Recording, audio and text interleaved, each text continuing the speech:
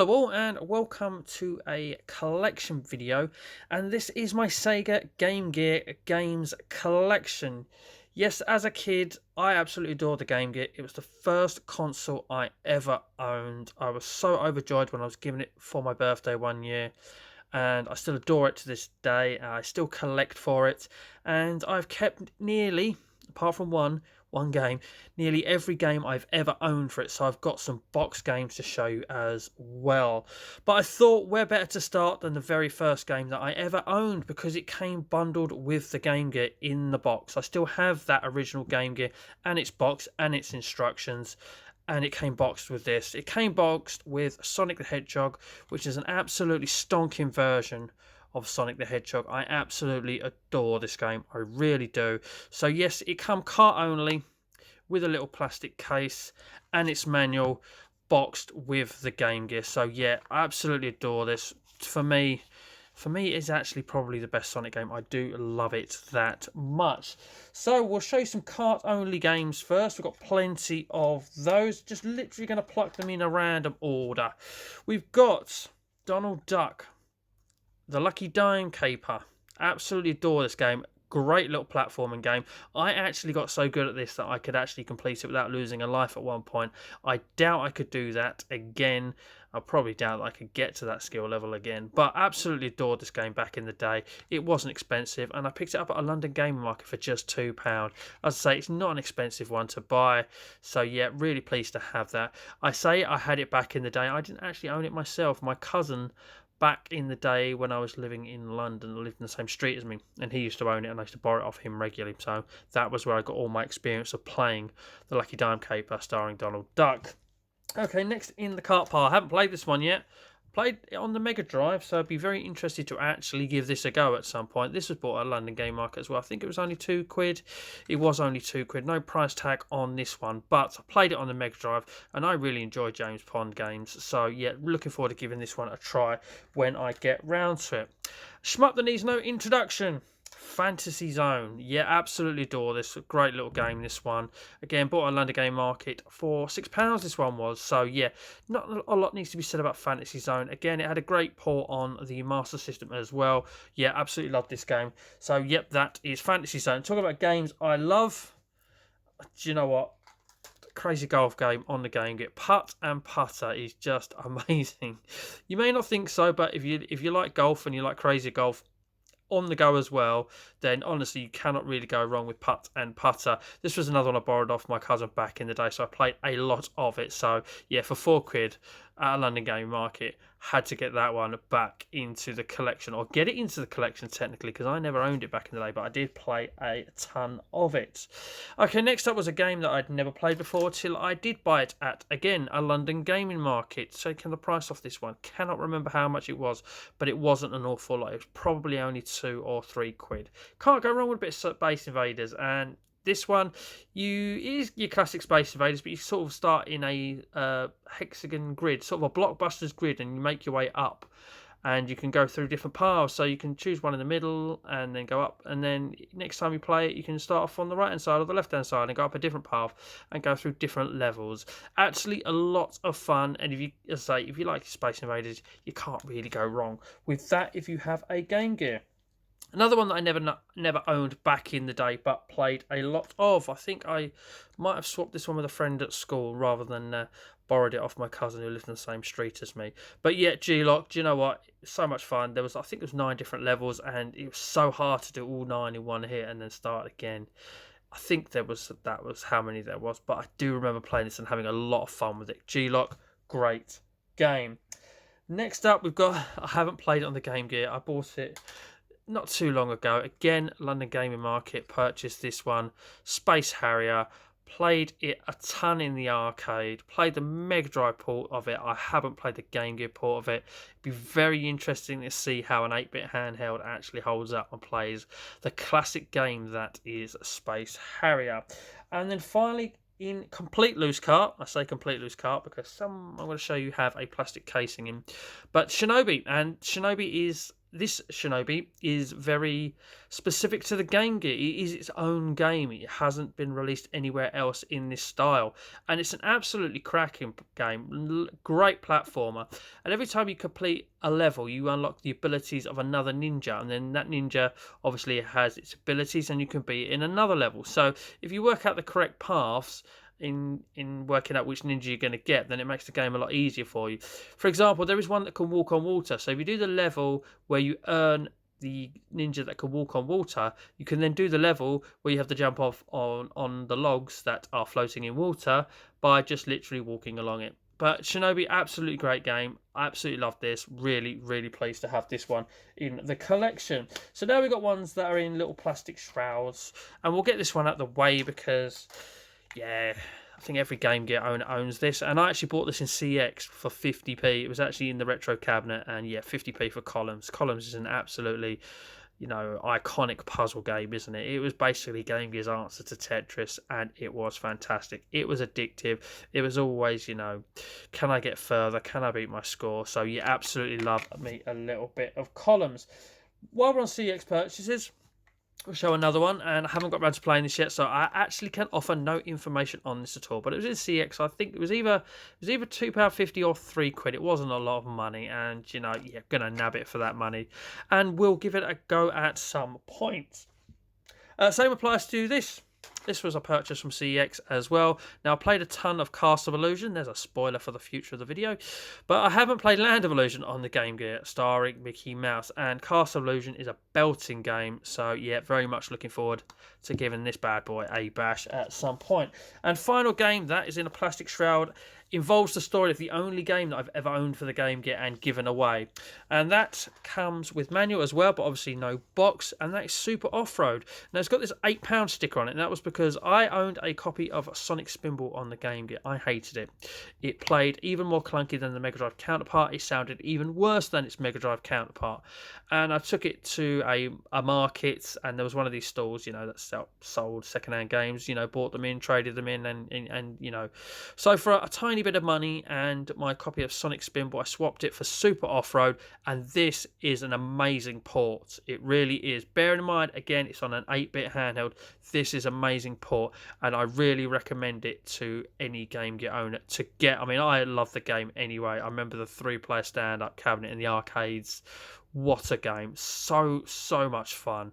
And yeah, absolutely loved this. Played this an absolute ton. So yeah, nice to have a manual with it too.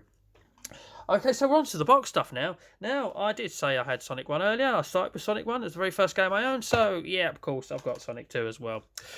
I like Sonic 2, but the thing that ruined it for me was the first level boss. The first level boss, for some reason, was quite tricky, and it really ruined it for me a little bit. And there is a level select sheet, which then made it sort of a little bit more bearable. So I could, if I had a night where I was playing Sonic 2 and I couldn't get past that tricky first boss, which was his claw in the ground and these sort of cannonballs bounce from behind you, and then they bounce low and then they bounce high, and you've got to sort of, while you're sort of bouncing on this claw thing, you've got to avoid them by either springing off underneath it or over it. And the timing was so hard. It was horrible. So yeah, if I could get past that, then I could really enjoy the game. I did like the hang glider level. I really did enjoy that. There we go. We've got a little bit of showing you the hang glider there. And so it's just that first level boss that ruined it a little bit for me. So yeah, going to hold it there in case you want to read that. And we've got some screenshots of the game too. So as I say, always kept the boxes as a kid. I'm so pleased I was that kid that didn't like throwing away boxes, because obviously nowadays, not only is it hard to find them in boxes, adds a nice little bit of value to them as well. But not that I'm ever going to sell anything to do with my Game Gear. Okay, next up, we'll stick with Sonic. This one's on the pile next, Sonic Chaos. And I think this is a little bit underrated, to be honest with you. I really enjoyed this. It was much better than Sonic 2. Yeah, just really enjoyed it. So yeah, some more screenshots. We go on these little rocket boots here and collect the giant rings in a special stage, being tails there and breaking some blocks. I really enjoyed this. I need to play this again because I'm struggling to remember it vividly. It's coming back to me seeing these images here and these screenshots here. But honestly, I think Sonic Chaos was a little bit underrated for what it was on the Game Gear. I really, really liked it. Okay, next up we've got, in that pile, we've got Super Kickoff. Remember, I just wanted a football game on the Game Gear, and this popped up cheap, and yeah, I actually bought it out of my own money. So when I was a young boy, obviously it must have been cheap if I bought it. To be honest with you, it's not brilliant. I remember the only way I could score was to basically stay in the middle of the pitch, do a long pass with the ball looped in the air, run forward, sort of volley it again so it goes really high in the air, and then basically it sort of drops down in front of the keeper and I just smash it in. And that was the only way I could ever score regularly, and it made the game super easy for me. So yeah, there's its description in English at the top there, and there's some screenshots of it there. But I do remember buying it for the very first time and then not having a lot of time to play it in the evening, and then I went to school the next day and I couldn't wait to get home and actually sort of crack into it a bit more. I probably enjoyed it at the time, but playing it now, it's aged horrendously, and for me, I don't really like it that much, to be honest with you. Okay, next up, we got a side-scrolling shooter. We got Aerial Assault, and I do remember spending some birthday money on this at Blockbuster Video, and it's still got the price tag on it. I daren't remove that. Try to remove that now; that'll tear it all off. But I paid £27.99 for this back in the day, and it's quite fun actually. And this one is everywhere. Honestly, you can pick this up cart only for next to nothing, and if you own a Game Gear, honestly, for next to nothing, it's actually not a bad game. I remember once I got past this part of the game which I was always dying at. It was the best thing ever. It really was. I could get up to this certain point, and then basically I'd lost X amount of lives before I'd got there, and then I couldn't get past it with what I had left. And the day that I did get past that bit and get a bit further, man, it was amazing. And to be honest with you, not awful graphics for the Game Gear. And there we go. There's your description on the back of the box. And as I say, yeah, I remember going in the Blockbuster Video and sort of picking that one out and giving that a good old bash. Next up, we have boxed. All boxed from now on. We have Desert Strike. Now, this was bought for me one Christmas by my parents because I was actually not that bad at games when I was younger, and every game I've had on the Game Gear I have actually completed at some point when it comes to stuff that I had back then. So mum and dad wanted to buy me something that I said I wanted something a little bit challenging, and I didn't know what they were going to get me, and they came back with Desert Strike because it said something on the back about how many levels it had, 27 in-depth missions, and they were like, yeah, that'll keep the little bugger occupied for a while. And honestly, again, another fantastic port to the 8-bit handheld. And I can remember being on a holiday in a caravan one day and then finally beating this and telling my mum and dad about it, and they was like, oh, he's done that one as well now. But yeah, a fantastic little port, honestly, of the Game Gear of Desert Strike, and yeah, a lot of fun. Okay, next up, Disney side-scrolling platformer, Jungle Book. Yeah, another great little game, this one, honestly. I was very much into Disney as a kid. It was kind of sort of brought into me by my parents. My parents absolutely loved Disney, so I was kind of ingrained. That's the word I'm looking for. Disney was kind of ingrained into me as a child, as many a child has been, to be honest with you. We all love a bit of Disney deep down, I like to think. Certainly not many people don't. But yeah, Jungle Book, a great side-scrolling platformer. I remember that boss fight with Shere Khan and beating him. Just so many sort of levels with a little bit of variation in it. And so you can see the one about the jumping on the turtles. And there is the description on the back of the box, should you wish to pause and read it. As I say, another game that is just a fantastic little side-scrolling platformer. And there's tons of Disney ones on all of the Segas. There really is. And talking about Disney, here's the spoiler from earlier. Castle Illusion starring Mickey Mouse. Now, this is actually the first boxed game I owned, and when I got my Game Gear for my birthday, I did also get this game with it as well, so that I had something to choose between rather than just playing Sonic all the time, which was awesome on my parents to do that for me. And this is a belting game, and I can remember struggling with it a little bit as a child, but then finally beating it again.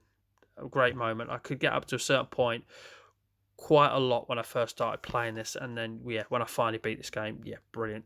Honestly, again, great graphics for the Game Gear and an 8-bit handheld. And there we go, there's the description, should you wish to read it.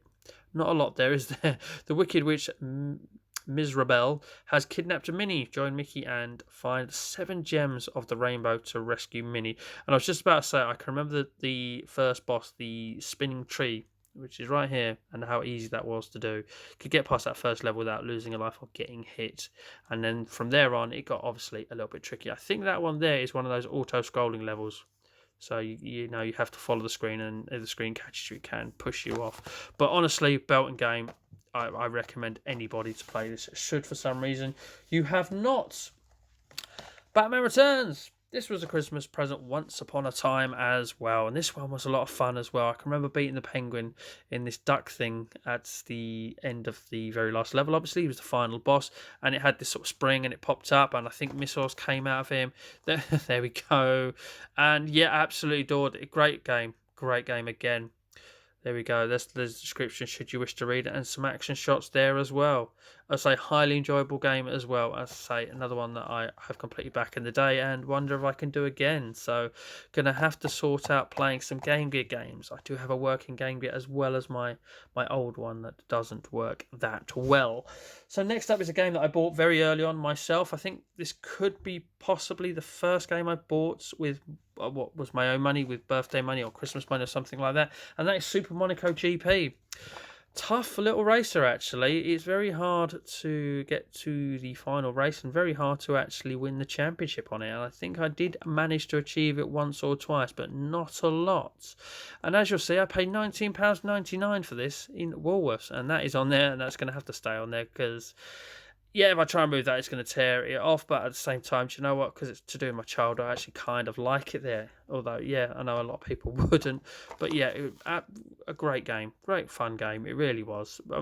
I tend to find that the map was very helpful, and you kind of preempted corners to help you to get around the track, obviously, without going off the edges and slowing you down. And there is your rather short description on the back of the box. So there we go. Super Monaco GP. Possibly one of the first games I bought. I can't remember if it was between this and another game which is coming up soon. So next up we've got James Bond 007 The Duel. I think of all the games I own, this one's a little bit meh, and it was a little bit meh back in the day. I think I asked for this. I got it for Christmas from my parents. That was because as a kid and then growing up, I then got into James Bond films and really loved them. So I wanted a James Bond game. Parents got me one, and yeah, it's not the greatest, but it's still not bad. Obviously, it's another platformer, but you got a gun in your hand, as you would have if you were James Bond. There's the description on the back of the box. Frantic action on 16 death-defying levels, I read there. But yeah, it was another game that I did complete back in the day, but it took me a little while, I think, to get into this one and beat it. So yeah, not a bad game, I think, but not the greatest at the same time. Okay, next up we have a game I played on other systems, but not on the Game Gear. This was a gift from my very good friend Sean of Retro Games Revived. Treated me at Christmas one year, did Sean, and bought me Cool Spot. Okay, everybody knows Cool Spot, I think. Great platforming game. A lot of fun. As I haven't got around to playing it yet. It's still in this box protector as well, which is obviously awesome because that will prevent it from getting any damage to it, any damage it may already have. I mean, it's got creasings and scuffings, but they all have because they're cardboard boxes and they've aged. So to me, this is still in great condition for its age. And yeah, Cool Spot. Great game. So, yep, there's the description on the back of the box. Again, should you wish to read it, and some screenshots there. Absolutely fantastic. Yeah, got a little bit of Cool Spot.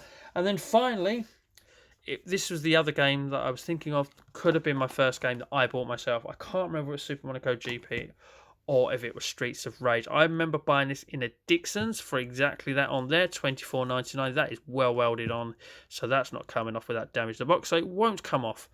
But again, do you know what? 8-bit conversion of Streets of Rage, I think it did a pretty damn good job. There's only 5 levels. You cannot be Adam in it, but obviously it's got the restrictions of being 8-bit over 16-bit, which the Mega Drive had. Also, I think you can only fight 2 enemies at once on screen.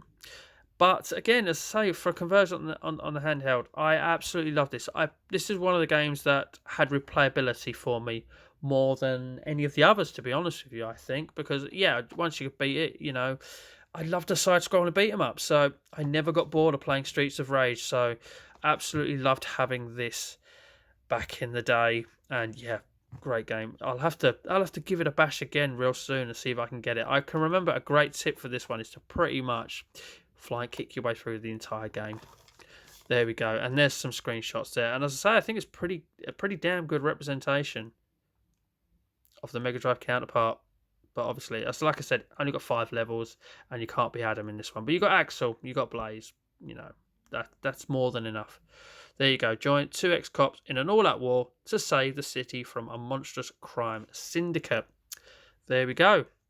I will end on that one because that is my favourite and it's the last one. That's generally where you end things. But ladies and gentlemen, that has been my Sega Game Gear collection. It's a bit of an update. I have done a video in the past. It's not a great video, so I wanted to do another one. That was updated as well. So yes, that is my Sega Game Gear collection. I know not a lot of people are as passionate about the Sega Game Gear as other handhelds and other systems. But for me, it holds a dear place in my heart as the very first system that I owned. So I will always love it. And yeah, I will always be picking up Game Gear games. I will pick up any Game Gear game I do not have now, even Sonic Spinball. If it turns up cheap again, I will own it again.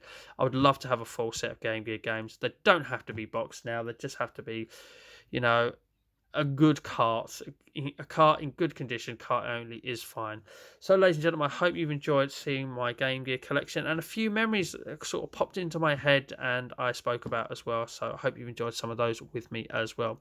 So, that now just leaves me to say thank you very much for watching indeed. And as always, please do take care.